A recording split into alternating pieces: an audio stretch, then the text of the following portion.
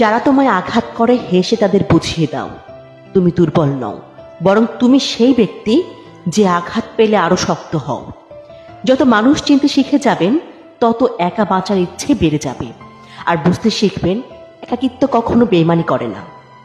অভিযোগ নয়, অভিজ্ঞতা থেকে বলছি, নিজের জায়গায় দাঁড়িয়ে কখনো অন্যের পরিস্থিতি বোঝা যায় না। জীবনে কঠিন সিদ্ধান্ত নেওয়াটাও নিজের প্রতি আত্মবিশ্বাস। শিক্ষা মানুষের ভদ্রতার পরিচয় বহন করে না, আচরণই ভদ্রতার পরিচয় দেয়। সব জায়গায় নরম থাকতে নেই, কখনো কখনো লোহার মতো শক্ত হতে হয়, না হলে সবাই মাটি ভেবে পা দিয়ে পিষে চলে যায়। গাছের কাঁটা থেকে মাছের কাঁটা যেমন মারাত্মক, তেমনি বাইরের মানুষ থেকে আপন মানুষের হিংসা বেশি ভয়ঙ্কর। যার অন্তর যেমন সে অন্যের সম্পর্কে ধারণাটা করে তেমন। মানুষের যখন অনেক মানুষ হয়ে যায় তখন তারা পুরাতন মানুষগুলোকে ভুলে যায়।